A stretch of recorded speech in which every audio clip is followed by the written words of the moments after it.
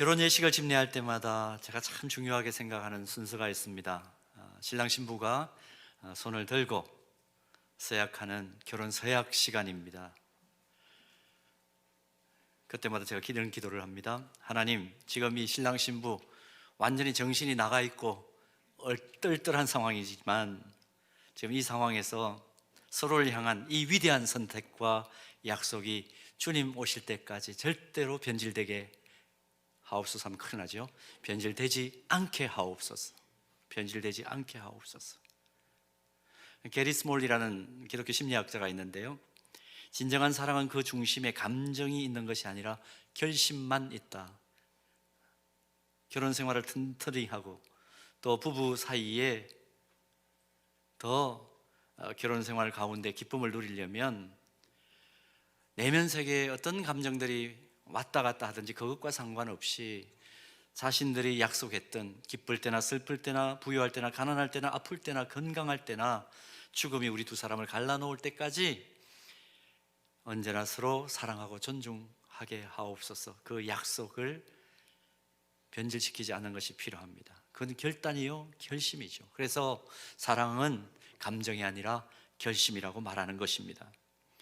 오늘 본문은 여호수아가 이스라엘 백성들을 세겜에 다 모아놓고 23장에 이어서 두 번째로 행한 고별 설교입니다. 간략하게 압축하면 이런 얘기입니다. 나는 하나님만 섬기고 사랑하겠다. 나는 이 위대한 선택 변질시키지 않을 거야. 그 이야기를 지금 이스라엘 백성들을 전체 모아놓고 하는 이야기입니다. 왜 이렇게 고백했을까요? 왜 이런 선택을 했다고 이스라엘 백성들 전체에게 다시 한번 알려줄까요? 자신의 경험을 가만히 정리를 해보니까 자신을 포함해서 이스라엘 민족들이 이 약속의 땅에 들어오게 된 궁극적인 동력이 무엇이었느냐, 그리고 앞으로 미래에도 우리 자신과 우리 가문과 우리 민족 공동체 전체의 성공과 실패를 좌우하는 관건이 뭐냐, 하나님 잘 섬기는 데 있다라는 것을 나는 깨달았다는 겁니다. 본문 15절 말씀 다시 한번 보십시오. 만일 여호와를 섬기는 것이 너희에게 좋지 않게 보이거든 너희 조상들이 강저 쪽에서 섬기던 신들이든지 또는 너희가 거주하는 땅에 있는 아모리 족속의 신들이든지 너희가 섬길 자를 오늘 택하라. 오직 나와 내 집은 여호와를 섬기겠노라. 이 말씀에서 특히 인상 깊은 것은 뭐냐 하면 이스라엘 백성들을 향해서 여호수아가 너희가 섬길 자를 오늘 택하라 지금 도전하고 있는 장면입니다. 가장 이 공동체 안에서 신임받는 지도자가 이제 내가 인생 마무리 시점에서 너희들을 향해 하고 싶은 말 진짜 많다. 그런데 다 생략하고 다른 말 하고 싶지 않다. 오늘 너희가 섬길 자를 택하라. 너희 중에 아무도 하나님을 선택하지 않는다고 하더라도 나와 내 집만큼은 하나님을 선택할 것이다. 결연한 이 선택의 다짐을 다시 하는 것입니다. 생을 마무리하는 시점에 얼마나 후손들에게 할 말이 많았겠어요? 그런데 왜 이렇게 여호수아가 이런 선택의 문제를 후손들에게 묻고 또 스스로 다짐하게 되었을까? 우리가 읽지 않았던 여호수아 24장 1절에서 13절 그 해답이 나오죠. 여기 보면 하나님께서 자기 조상 아브라함을 선택하시고 그때부터 장구한 시간 동안 지금까지 행하신 내용을 아주 함축적으로 요약을 합니다. 그리고 9절마다 이 얘기를 해요. 무슨 얘기냐면 모든 우리의 성공의 배후에는 하나님께서 계셨다. 그 얘기를 하고 있는 거죠. 3절부터 13절까지 4절과 9절을 제외하고는 매 구절마다 내가라는 주어가 나오는데요, 이것은 여호수아가 2절에 밝히는 대로 내가 하나님 말씀을, 내가 지금 하나님께서 나에게 주신 말씀을 내가 너희들에게 대언한다. 그러니까 하나님이 화자가 되어가지고 얘기하는 거예요. 내가는 그러니까 하나님을 의미하는 거죠. 13절 말씀을 대표적으로 한번 읽어보겠습니다. 여기서 내가는 하나님이십니다. 내가 또 너희가 수고하지 아니한 땅과 너희가 건설하지 아니한 성읍들을 너희에게 주었더니 너희가 그 가운데에 거주하며 너희는 또 너희가 심지 아니한 포도원과 감람원의 열매를 먹는다 하셨느니라. 위대한 믿음의 조상 아브라함을 부르시고 그 자녀들 복 주시고 애굽에서 비참한 노예로 있던 그 이스라엘 백성들 좀 척박하긴 했지만 광야로 이끌어내시고 그 광야 훈련을 통해서 마침내 약속의 땅까지 이끌어 주신 그분, 우리가 믿는 하나님이시라는 겁니다. 이제 이 약속의 땅에 들어와서 우리가 나름 평안을 누리며 살게 되었는데, 이 모든 것 우리의 힘만으로 성취된 것이 아니고 첫째도 둘째도 셋째도 신약식으로 표현하면 알파와 오메가죠. 모든 것이 하나님의 은혜라는 고백입니다. 그래서 여호수아 24장에 기록된 여호수아의 고별 설교는 딱 두 가지로 정리가 됩니다. 첫째는 하나님께서 이 크신 모든 일을 이루신 주인공이시다. 그러므로 두 번째로 우리 하나님만 섬기자, 이 메시지를 지금 이야기하고 있는 것이죠. 너희들 섬기지 않겠다면 나와 내 가족만이라도, 우리 가문만이라도 섬길 거야. 그 결의를 담고 있는 것입니다. 자, 이 여호수아 24장의 내용을 보면서 오늘 영적 이스라엘 백성으로 살아가는 우리들이 얻을 수 있는 중요한 교훈 두 가지를 나누기를 원합니다. 첫 번째는 진리를 위해서는 때때로 대세하고 떨어져서 소수의 입장을 선택해야 될 때도 있다는 것입니다. 본문 15절에서 여호수아가 이스라엘 백성들 앞에서 하는 이야기 다시 한번 여러분 보십시오. 기억나십니까? 이스라엘 백성들, 너희들 대다수의 의견이 당대 열강의 신들을 섬기는 상황이 온다고 하더라도 나와 내 집은 소수라도 여호와 하나님을 섬기겠다, 그 결의를 이야기하고 있죠. 군 입대를 해가지고 훈련을 마치고 첫 위로 휴가를 나온 믿음마을 형제를 만났습니다. 군대 가서 배운 게 뭐냐 물었어요. 아주 의미심장한 한마디를 저에게 던졌습니다. 목사님, 대세를 따르라. 튀어봐야 좋을 것 하나도 없다. 그거 제가 군대 가서 배웠습니다. 그 친구가 군대 가기 전에는 굉장히 좀 머리도 조금 이상했고요, 굉장히 튀었거든요. 그런데 군대 가가지고 그걸 배웠다는 거예요. 대세를 따르라, 튀어봐야 좋을 것 하나도 없다. 여러분, 세상의 분위기는 그렇죠. 세상의 분위기는 대세를 따르십시오, 그래야 성공하고 그래야 안락합니다, 그걸 우리에게 얘기합니다. 이런 세상 풍토 속에서 아무리 참된 입장이라고 해도 소수가 지지하는 입장을 따르는 것은 참 쉽지가 않습니다. 정말 쉽지 않죠. 그러나 분명한 것이 있습니다. 성경의 기준에 비춰보면 아무리 대세라도 우리가 절대로 따라갈 수 없는 진리가 있어요. 지금 차별금지법이 그렇죠. 낙태허용법이 그렇습니다. 예수님께서 인간의 죄성 때문에 늘 거짓과 왜곡이 있는 세상 한복판에서 우리가 생명윤리의 관점에서 접근한다면 이건 할 수 없는 것들이 분명히 성경적이에요. 어쩔 수가 없습니다. 예수님께서 그래서 우리들에게 그리스도의 제자의 삶은 어떤가, 마태복음 7장 13절에서 분명하게 이렇게 밝혀주십니다. 좁은 문으로 들어가라. 멸망으로 인도하는 문은 크고 그 길이 넓어 거리로 들어가는 자가 많고 그랬습니다. 넓은 길이 아니라 좁은 길을 걸어가는 것이 그리스도의 제자의 삶이다. 이건 어쩔 수가 없다는 겁니다. 성경적으로 비춰볼 때 아니라면 아니라는 것이죠. 여러분, 기독교 신앙은요, 양이 아니라 질입니다. 양을 강조하지 않고 질을 강조합니다.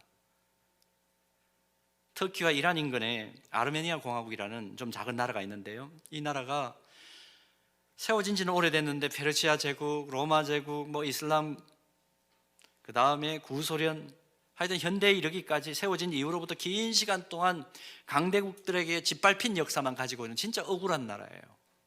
어찌 보면 외세에 끊임없이 시달려왔다는 점에 있어서 우리나라의 역사와 거의 비슷합니다. 그런 점에서는 동정이 가요. 근데 이 나라는 주후 301년 최초로 기독교를 국교로 받아들입니다. 그리고 그 신앙의 힘으로 지금까지 버텨온 나라예요. 그래서 아르메니아 정교라는 기독교 나름의 또 한 종파를 형성하고 있습니다. 물론 신앙의 색깔이나 이런 것도 우리가 다 동의할 수는 없습니다만은, 근데 이 나라를 가만히 보면 20세기 들어와가지고 1차 세계대전이 있었던 1915년과 그 이후 17년까지 오스만 제국에 의해서 인종 청소를 당합니다. 100만 명이 그냥 학살당합니다. 이런 과정에서 그 나라에 살 수가 없으니까 국민들이 전 세계로 뿔뿔이 흩어집니다. 그런데 이 사람들이 뿔뿔이 흩어지고 가족들이 죽어가는 그 상황 속에서도, 그 고난 상황 속에서 고대 성경 사본을 땅에 묻어가면서 믿음의 글들을 보존하는 일을 합니다. 전 세계에 지금 900만 명이 흩어져 있고 자기 땅에 한 300만 명이 남아서 독립국가를 형성해 살아가고 있는데, 참 독특한 것 뭐냐 하면 이 나라가 신앙을 질적으로 지키기 위해서, 자기가 믿고 있는 그 신앙을 질적으로 지키기 위해서 하는 중요한 방식 중에 하나가 뭐냐 하면 성직자를 양성하는 방식입니다. 1년에 딱 2사람만 선택을 해요. 나라에서 제일 질적으로 우수한 사람 딱 2사람을 선택을 해가지고 어릴 때부터 양성을 합니다. 계속 양성을 하고 뽑아가지고 꾸준하게 이제 훈련을 시키다가 어느 시점이 되면 서방에서 가장 좋은 대학에 유학을 시킵니다. 그러고 난 뒤에 돌아오면 공식적으로 성직자로 세웁니다. 성직자의 수가 일반 국민들의 수에 대비해서 턱없이 부족하죠. 극소수죠.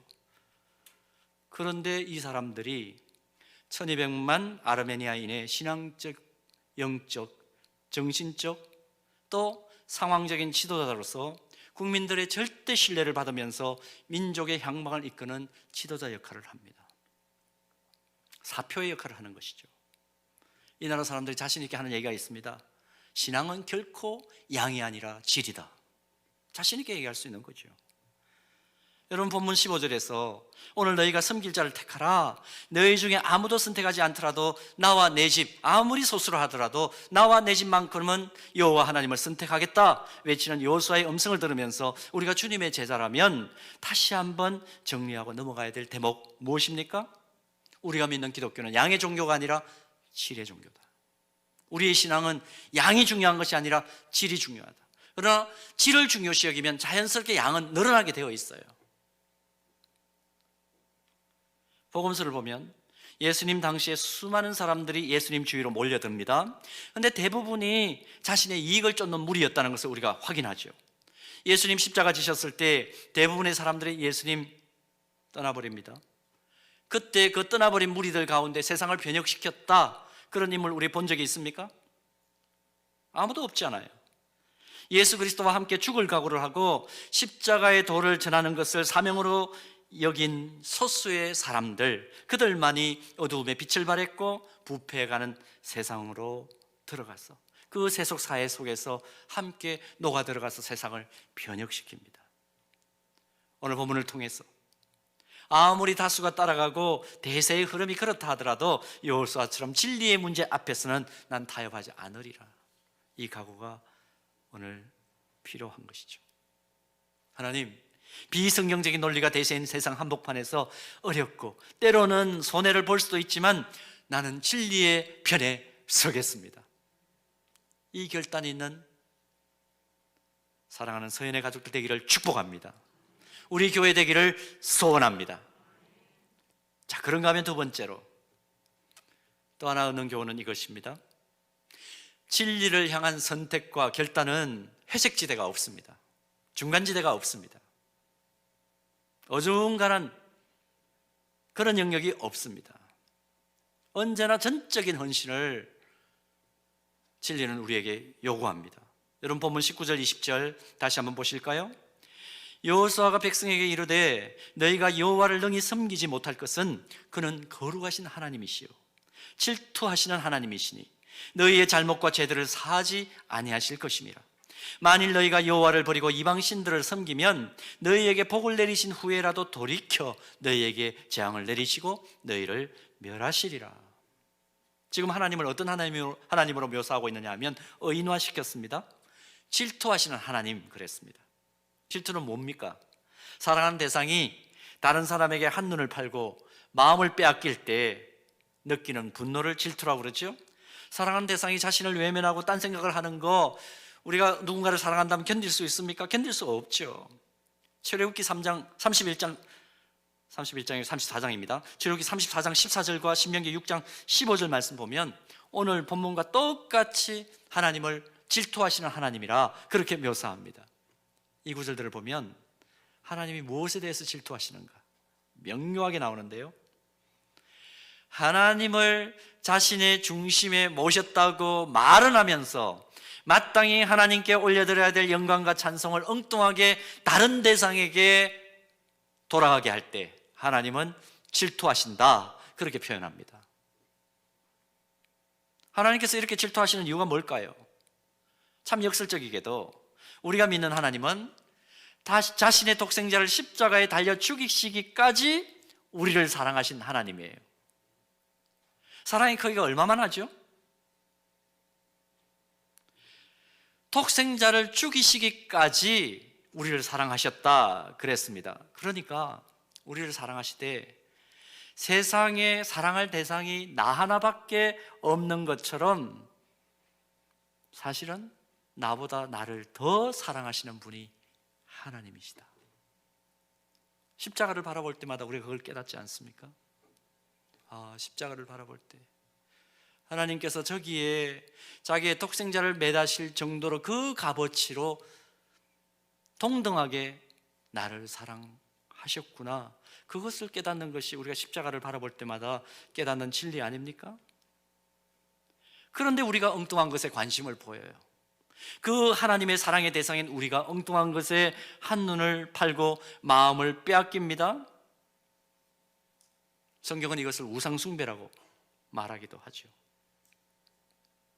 사랑하는 여러분, 오늘 자신을 정직하게 한번 들여다보시기를 바랍니다.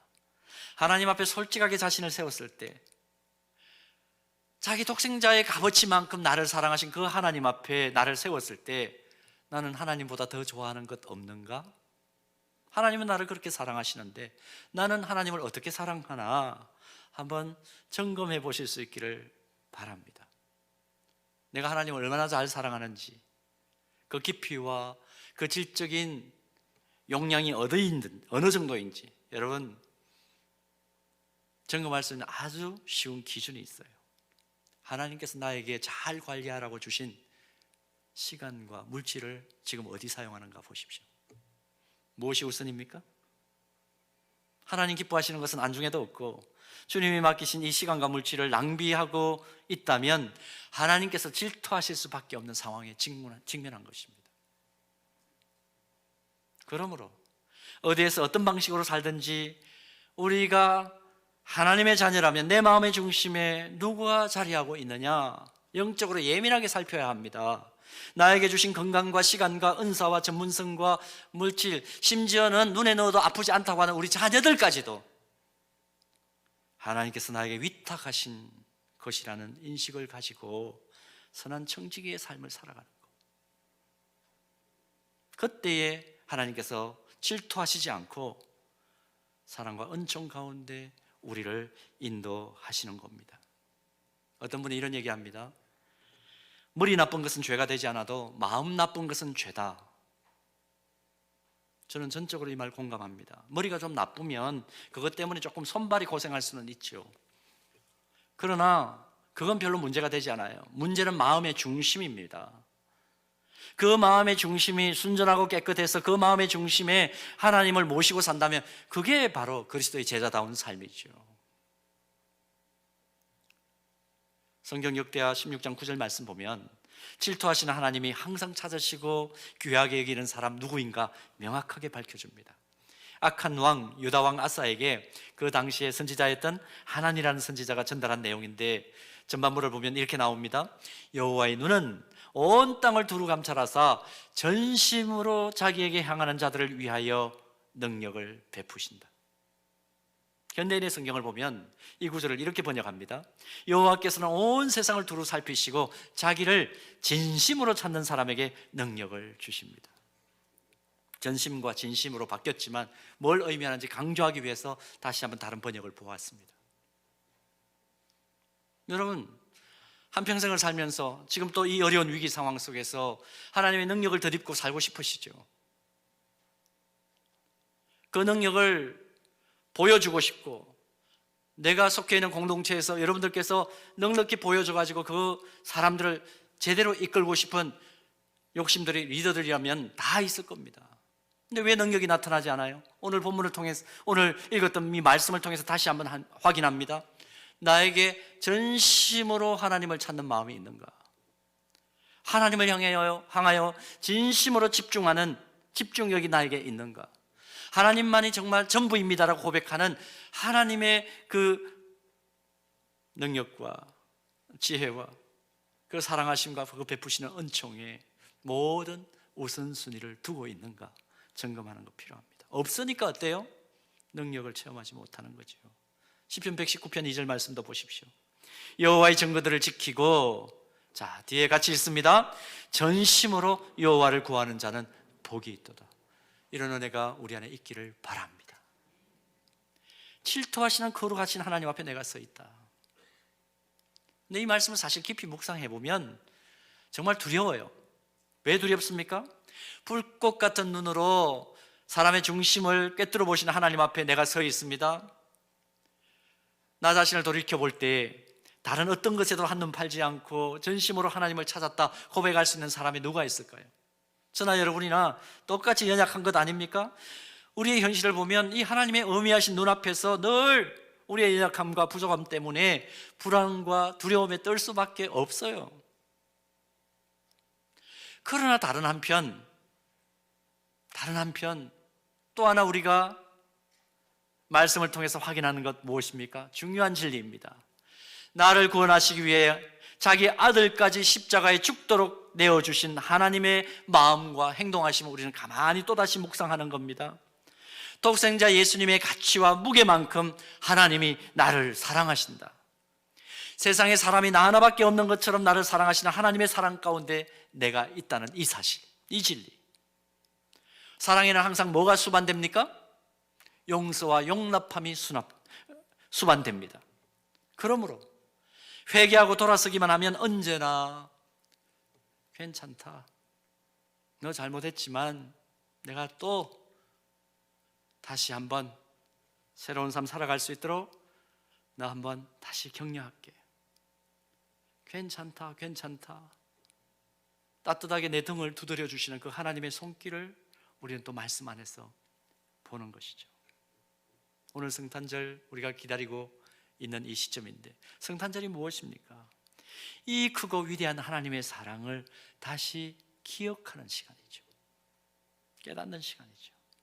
죄에 대해서는 분명히 공의를 가지고 심판하시는 하나님이시지만 죄에서 떠나 회개하고 돌아서기만 하면 그 큰 사랑으로 언제나 용납하시는 하나님, 그리고 다시 새 출발하게 하시는 하나님, 그분이 바로 우리가 아빠, 아버지라고 고백하는 하나님이시다.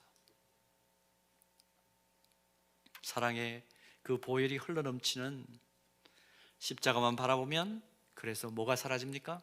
모든 두려움이 사라지는 겁니다. 우리 안에 하나님을 위하여 하나님과 함께 살아야 되겠다 하는 그 감동과 감격이 오히려 우리를 압도하는 것이죠. 사랑하는 여러분, 그러므로 오늘 여호수아 24장의 이 귀한 본문을 보면서 언제까지 우리가 하나님과 세상 사이에서 머뭇머뭇하고 어정쩡하게 서 있어야 하나요? 선택해야죠. 위대한 선택을 해야 되는 거죠. 오늘 간절히 바라기는 여호수아의 선택처럼 나와 내 집은 여호와를 전심으로 섬기겠노라 결단한 저와 여러분 되기를 축복합니다. 자, 그렇다면 하나님을 향해 전심을 다하기로 선택하고 결단하면 그 이유는 어떻게 되나? 성경은 뭐라고 얘기하고 있을까요? 하나님께서 그런 사람, 그런 결단을 하고 선택을 하는 그 사람, 온전히 그 삶을 책임져 주신다, 그렇게 약속해 주십니다. 오늘 본문 정리하면 딱 두 가지라고 그랬습니다. 첫째는 여기까지 이루어진 모든 일은 하나님이 하셨다 하는 것이었고, 둘째는 크신 일을 이루신 하나님만 섬기라 하는 말씀이라고 그랬습니다. 자, 그래서 우리도 여호수아처럼 위대한 선택을 했을 때 우리에게 그럼 일어나는 일이 뭔가요? 베드로전서 5장 10절 말씀 보면 하나님만을 섬기겠다고 위대한 선택을 하는 하나님의 자녀들에게 하나님께서 베풀어 주시려고 하는 일이 뭔지, 내용이 뭔지, 구체적으로 뭔지 이렇게 기록되어 있습니다. 우리 또박또박 같이 한번 이 약속이 그대로 우리에게 이루어지는 줄로 믿고 적용되는 줄로 믿고 우리 같이 한번 고백할까요? 다 같이 고백합니다. 모든 은혜의 하나님 곧 그리스도 안에서 너희를 부르사 자기의 영원한 영광에 들어가게 하신 이가 잠깐 고난을 당한 너희를 친히 온전하게 하시며 굳건하게 하시며 강하게 하시며 털을 견고하게 하시리라. 믿습니까? 근데 믿지 않은 표정들이 너무 많으신 것 같아서. 믿습니까? 믿습니까? 이거 믿지 않으면 뭐하러 예배 나와요? 정말 억울한 사람들입니다. 그런 분들은 시간 낭비하고 모든 거 다 낭비하는 사람이죠. 코로나19의 험악한 이 상황 속에 우리들이 지금 내몰려 있습니다. 우리에게 지금 약속해 주신 이 하나님의 약속보다 더 크고 힘있고 위로가 되는 은혜가 있을까요? 지금 이 재난 상황 속에 완전히 터가 흔들려 버렸죠. 기본이 흔들려 버렸죠. 그런데 뭐라고 약속을 하시냐면 터를 견고하게 하시리라. 저는 이 말씀 요즘 묵상하면서 힘을 얻습니다. 그래, 하나님께서 지금 틀을 흔들고 계시지만 그러나 하나님의 자녀들의 터는 견고하게 하실 거야. 오늘 우리 모든 예배자들 위해, 우리 서연의 가족들 위해 이런 은혜가 넘치기를 소원합니다. 진짜 하루를 살아도 이 하나님을 만난 은혜로 살고 하나님께로부터 받은 그 비전으로 순간순간을 살아내고, 그렇기 때문에 하나님께서 그 틀을 견고하게 하실 뿐만 아니라 온전하게 하시고 굳건하게 하시고 강하게 하시는 그 은혜, 우리가 잠깐 고난을 당하지만 이 하나님께서 주시겠다고 하신 약속은 변질됨이 없다는 것을 믿음으로 고백하며 날마다 성숙하고 성장하는 귀한 하나님의 백성들, 그들을 하나님께서 지켜주시고 붙들어 주시고 날마다 인도해 주시는 그 놀라운 역사를 우리가 서로 보며 간증하게 되기를 주님의 이름으로 축복합니다.